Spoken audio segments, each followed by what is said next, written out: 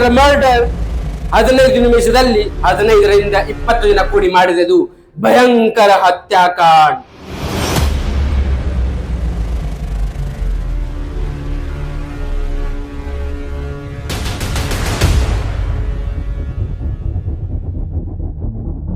ಯಾವಾಗ ಇವ್ರು ಬರ್ತಾರೆ ಇವರಿಗೆ ಕೊಚ್ಚಿ ಕೊಂದಬೇಕು ಅಂತ ಹೇಳಿ ಇವರು ಯಾವಾಗ ಈ ಜಮೀನನ್ನು ಕ್ಲೀನ್ ಮಾಡ್ತಿರ್ತಾರೆ ಆವಾಗ ಪಾಟೀಲ್ ಗ್ಯಾಂಗ್ ದವರು 15ರಿಂದ 20 ಜನ ಬಂದು ಫೈರಿಂಗ್ ಮಾಡಿ ಡೇಂಜರಸ್ ಹತ್ಯಾರಗಳಿಂದ ಇವರಿಗೆ ಮೇಲೆ ಕೊಚ್ಚಿ ಕೊಂದಿರ್ತಾರೆ.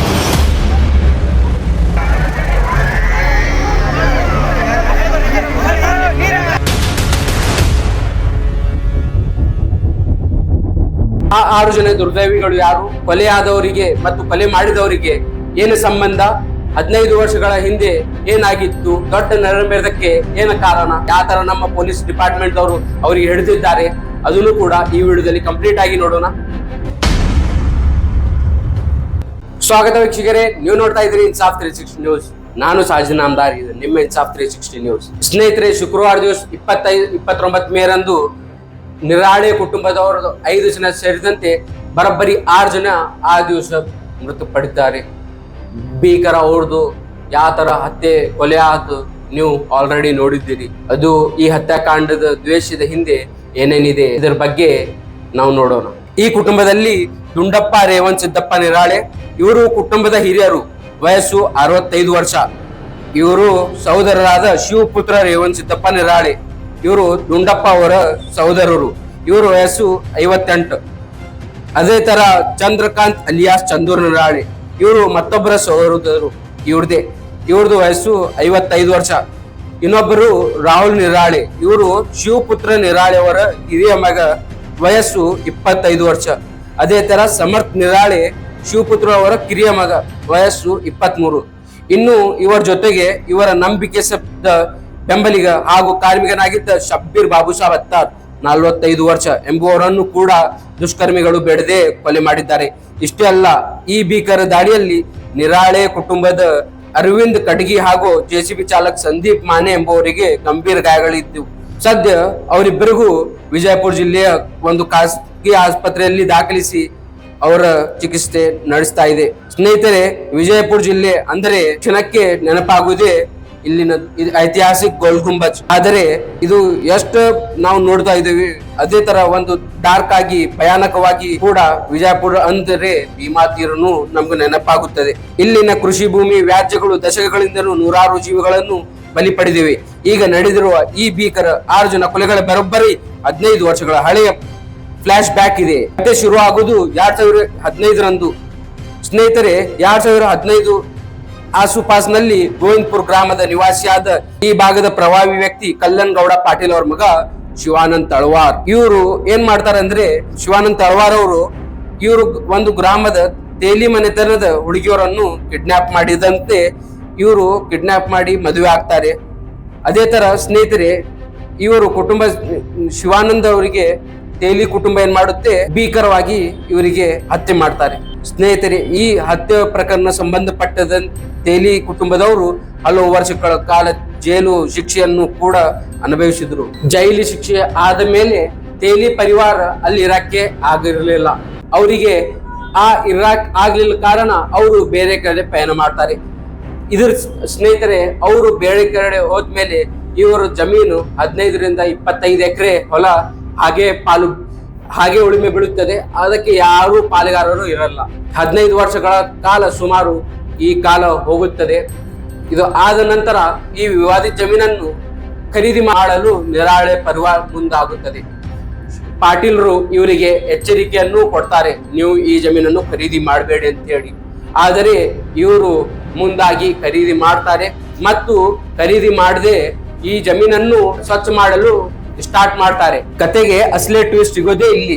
ಸುಮಾರು 6 ತಿಂಗಳ ಹಿಂದೆ ಚಡ್ಚನದ ಪ್ರತಿಷ್ಠಿತ ನಿರಾಳೆ ಕುಟುಂಬವರು ಈ ವಿವಾದಿತ ಜಮೀನನ್ನು ಖರೀದಿಸಲು ಮುಂದಾಗ್ತಾರೆ. ತೇಲಿ ಕುಟುಂಬದವರು ಆ ಜಮೀನನ್ನು ಕೊಳ್ಳಲು ಮಾತುಕತೆ ನಡೆಸ್ತಾರೆ. ಈ ವಿಷಯ ಮಗನನ್ನು ಕಳೆದುಕೊಂಡ ಹಲ್ಲು ಕಡಿಯುತ್ತಿದ್ದ ಎದುರಾಳಿ ಕಲ್ಲನ್ ಗೌಡ ಪಾಟೀಲ್ ಮತ್ತು ಆತನ ಬೆಂಬಲಿಗರು ತಿಳಿಯುತ್ತದೆ. ತಕ್ಷಣ ಅವರು ಅಲರ್ಟ್ ಆಗಿ ಪಾಟೀಲ್ ಗ್ಯಾಂಗ್ ಯಾವುದೇ ಕಾರಣಕ್ಕೂ ಆ ಜಮೀನನ್ನು ನೀವು ಕೊಳ್ಳಬಾರದು, ಅಲ್ಲಿಗೆ ಕಾಲು ಇಡಬಾರದು ಎಂದು ನಿರಾಳೆ ಕುಟುಂಬಕ್ಕೆ ಬಹಿರಂಗವಾಗಿಯೇ ವಾರ್ನಿಂಗ್ ಕೊಡುತ್ತಾರೆ. ಆದರೆ ಚಡ್ಚನ್ದಲ್ಲಿ ಬಲಿಷ್ಠವಾಗಿದ್ದ ನಿರಾಳ ಕುಟುಂಬವರು ಈ ಬೆದರಿಕೆಯನ್ನು ಅಷ್ಟಾಗಿ ಲೆಕ್ಕಿಸಲಿಲ್ಲ. ಕಾನೂನುಬದ್ಧವಾಗಿ ತೇಲಿ ಕುಟುಂಬದಿಂದ ಈ ಇಡೀ ಜಮೀನನ್ನು ತಮ್ಮ ಹೆಸರಿಗೆ ರಿಜಿಸ್ಟರ್ ಮಾಡಿಕೊಂಡೇ ಬಿಟ್ಟರು. ಯಾವಾಗ ಜಮೀನನ್ನು ನಿರಾಳೆ ಕುಟುಂಬ ಕೈವಶವಾಯಿತು, ಪಾಟೀಲರ ತಂಡ ಒಳಗೆ ದ್ವೇಷಿಸಿ ಕಿಚ್ಚಿನಲ್ಲಿ ಬೇಯುತ್ತಿದ್ದ ಸಮಯ ಸಿಕ್ಕರೆ ಇವರನ್ನು ಮುಗಿಸಬೇಕು ಎಂದು ಹಂಚು ಹಾಕುತ್ತಿದ್ದರು. ಆ ಸಮಯದಿಂದ ಮೇ 29 ಶುಕ್ರವಾರ ದಿವಸ ಇವರು ಏನ್ ಮಾಡ್ತಾರೆ, ಮಧ್ಯಾಹ್ನ ಸುಮಾರು 2 ಗಂಟೆಗೆ ನಿರಾಳೆ ಕುಟುಂಬದವರು ತಮ್ಮ ಹೊಸ ಜಮೀನನ್ನ ಕೃಷಿಗೆ ಯೋಗ್ಯ ಮಾಡಿಕೊಳ್ಳಲು ಟ್ರ್ಯಾಕ್ಟರ್ ಮತ್ತು JCB ಸಮೇತ ಗೋವಿಂದಪುರಕ್ಕೆ ಬಂದಿಳಿತಿದ್ದಾರೆ. ಇವರು ಯಾವಾಗ ಈ ಜಮೀನನ್ನು ಕ್ಲೀನ್ ಮಾಡ್ತಿರ್ತಾರೆ, ಆವಾಗ ಪಾಟೀಲ್ ಗ್ಯಾಂಗ್ ದವರು 15ರಿಂದ 20 ಜನ ಬಂದು ಢಳಮ್ ಢಳಮ್ ಅಂತ ಹೇಳಿ ಫೈರಿಂಗ್ ಮಾಡಿ ಶಸ್ತ್ರದಿಂದ ಡೇಂಜರಸ್ ಹತ್ಯಾರಗಳಿಂದ ಇವರಿಗೆ ಮೇಲೆ ಹಲ್ಲೆ ಮಾಡಿ ಇವರಿಗೆ ಕೊಚ್ಚು ಕೊಂದಿದ್ದಾರೆ. ಡಬಲ್ ಬ್ಯಾರಲ್ ಗನ್ನಿನಿಂದ 6 ಜನರ ಮೇಲೆ ಧಾಮ್ ಧಾಮ್ ಎಂದು ಗುಂಡಿನ ಸುರುಳಿಮೆ ತಾಗಿದ್ದಾಗ ಅಷ್ಟಕ್ಕೆ ನಿಲ್ಲದೆ ಆ ರಾಕ್ಷಸರು ಗುಂಡೆಟ್ಟು ತಿಂದು ಬಿದ್ದಿದ್ದವರ ಮೇಲೆ ಮುಮ್ಮೆಚ್ಚು ಲಾಂಗುಗಳಂತೆ ಮಾರರಸ್ತ್ರಗಳಿಂದ ಕೊಚ್ಚಿ ಬರ್ಬರವಾಗಿ ನರಮೇಧ ನಡೆಸಿದ್ದಾರೆ. ಒಂದೇ ಕುಟುಂಬದ 5 ಜನ ಸೇರಿದಂತೆ ಇವರಿಗೆ ಸ್ಥಳದಲ್ಲಿ ಸಾವಿನಪ್ಪಿಸುತ್ತಾರೆ. ಬೆಂಬಲಿಗ ಶಬ್ಬೀರ್ ಸ್ಥಳದಲ್ಲೇ ರಕ್ತದ ಮಡುವಿನಲ್ಲಿ ಹೆಣವಾಗಿ ಬಿದ್ದಿದ್ದಾರೆ. ದಾಳಿಯಲ್ಲಿ ಭೀಕರತೆಗೆ ಇಡೀ ಗೋವಿಂದಪುರ ಗ್ರಾಮವೇ ನಡಗಿ ಹೋಗಿತ್ತು.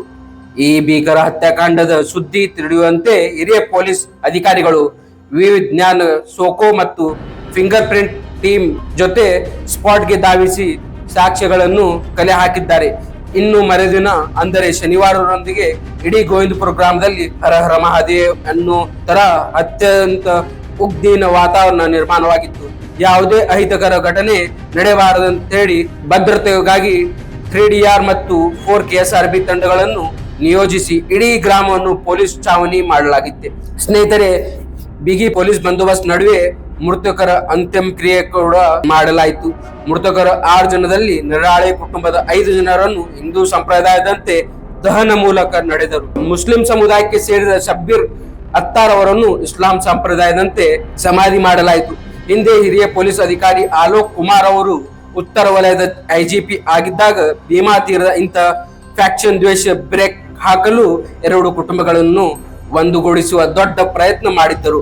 ಆದರೆ ದಶಕಗಳ ನಡೆಯದ ದ್ವೇಷ ಕಿಚ್ಚು ಮಾತ್ರ ಇನ್ನೂ ಆರಿಲ್ಲ ಎಂಬುದಕ್ಕೆ ಈ ಭೀಕರ ನರಮೇಧವೇ ಸಾಕ್ಷಿ. ಸದ್ಯಕ್ಕೆ ಪೊಲೀಸರು ಪ್ರಕರಣ ಹಾಕಿ A1 ಆರೋಪಿಯಾದಂತ ಕಲ್ಲನಗೌಡ ಪಾಟೀಲ್ ಮತ್ತು ಆತರ ತಂಡದ 12 ಜನರನ್ನು ಸೇರಿ ಹರಿಮುಡಿ ಕಟ್ಟಿ ಜೈಲಿನ ಒಳಗೆ ಹಾಕಿದ್ದಾರೆ.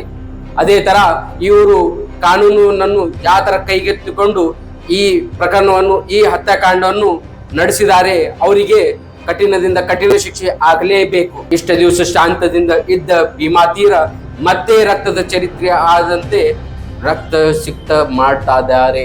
ಸ್ನೇಹಿತರೆ, ಈ ವಿಡಿಯೋ ಬಗ್ಗೆ ನಿಮ್ಮ ಅಭಿಪ್ರಾಯವೇನು ನಮ್ಮನ್ನು ತಿಳಿಸಿ. ಇದು ನಿಮ್ದ ಇನ್ಸಾಫ್ 360 ನ್ಯೂಸ್. ಈ ಚಾನೆಲ್ ಅನ್ನು ಸಬ್ಸ್ಕ್ರೈಬ್ ಮಾಡಿ ಮತ್ತು ಶೇರ್ ಮಾಡಿ. ಆದಷ್ಟು ಈ ವಿಡಿಯೋವನ್ನು ಲೈಕ್ ಮಾಡಿ. ಮತ್ತೆ ಸಿಗೋಣ ಒಂದು ಹೊಸ ವಿಡಿಯೋದಲ್ಲಿ. ನೀವು ನೋಡ್ತಾ ಇದ್ದೀರಿ ಇನ್ಸಾಫ್ 360 ನ್ಯೂಸ್.